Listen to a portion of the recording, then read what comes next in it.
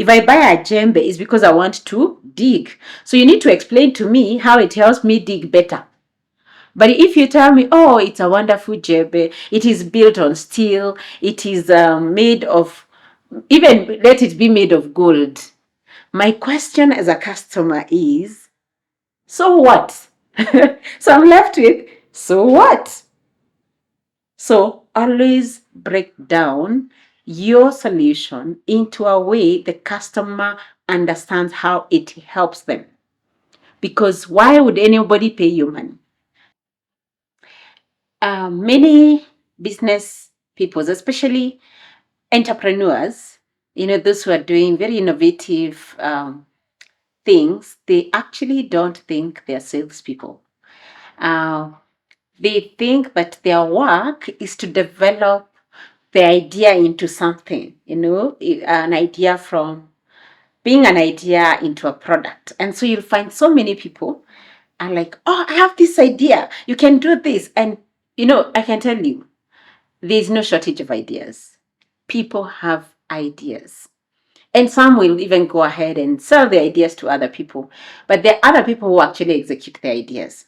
But what I've seen is that the people who succeed very well in not only converting idea into a product or a service, but making money out of that product or service are people who are very good at selling.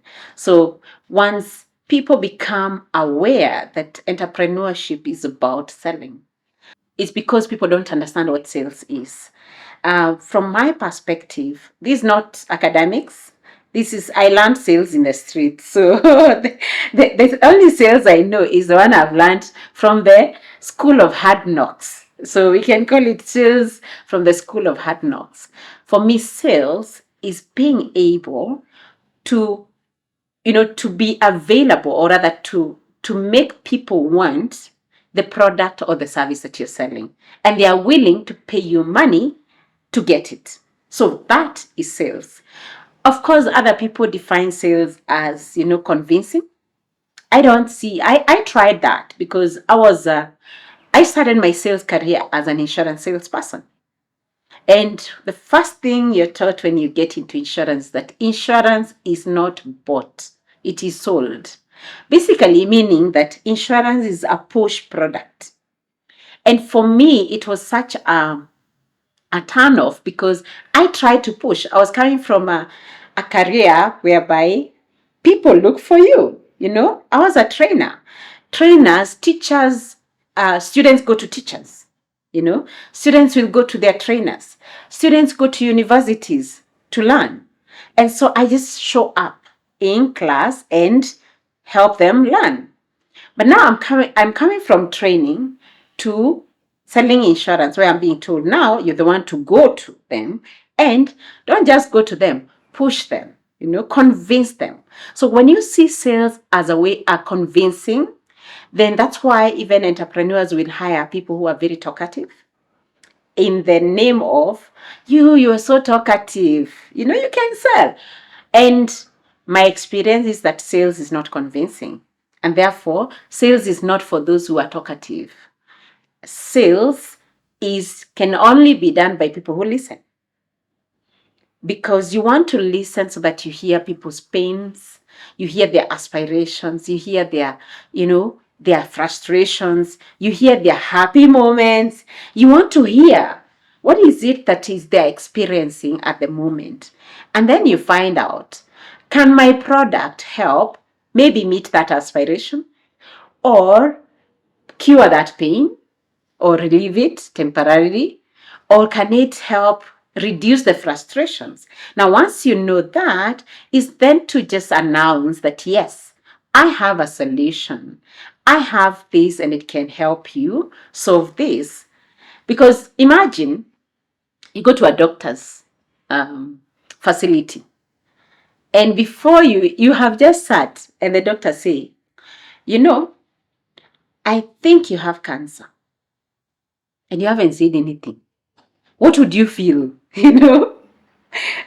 Personally, I would actually take off, because this sounds like a Mackenzie. You're diagnosing me before you understand my pain. And that is what, when you say sales is for talkative people, that's what you mean. You're saying that they should just be talking and talking and not talking. But sales is for listeners. That's why the most successful salespeople are actually introverts, because they have more capability to listen. They are not consumed with the desire to talk about themselves, to talk about, what they know. They are more interested in hearing.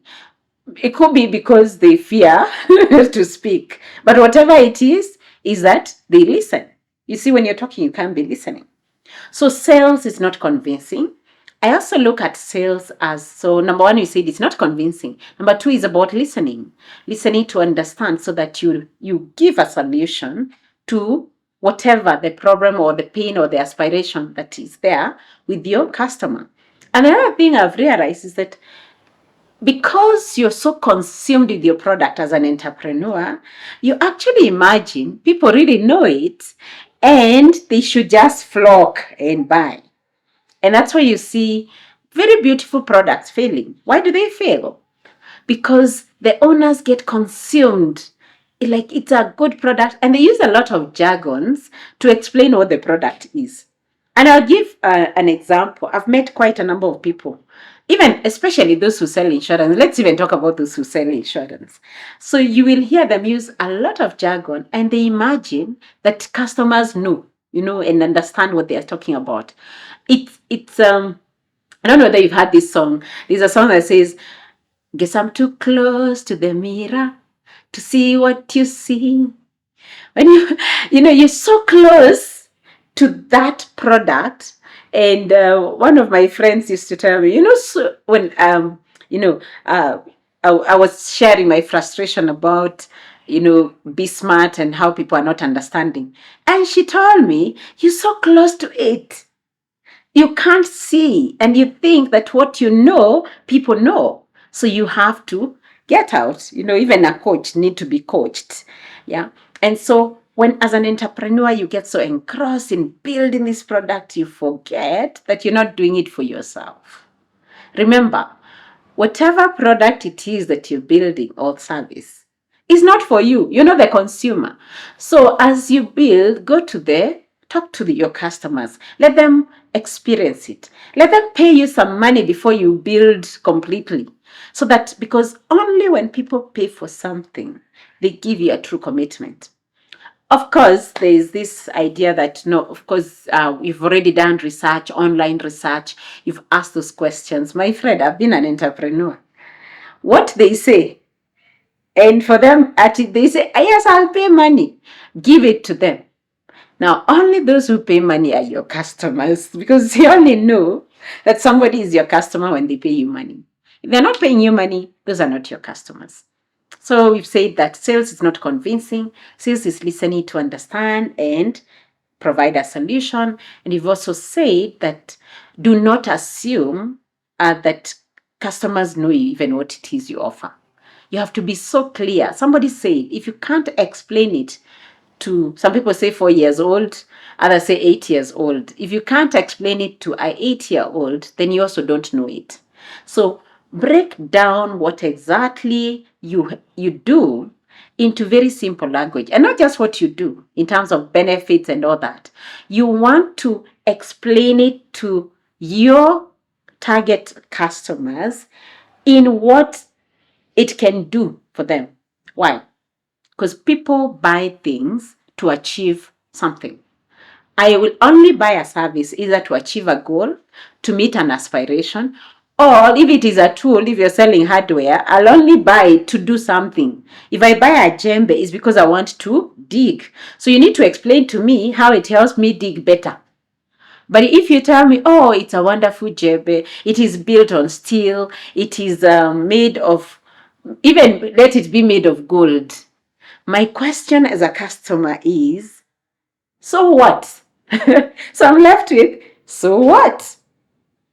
So always break down your solution into a way the customer understands how it helps them.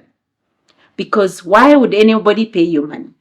is so that they achieve their goal or do something with whatever it is you're selling. My name is Eunice Mainamburu, the Chief Trainer and Coach at 20X Entrepreneur, also the founder of Bismart Insurance, an online insurance comparison platform, an author of 2 books. One is a sales book. It's called The Summer Meet This Pen. This is your sales Bible. You need to get a copy. You can get a copy at Nuria Bookstore. The other one is Entrepreneurship Hits and Misses, the Diary of an African Entrepreneur.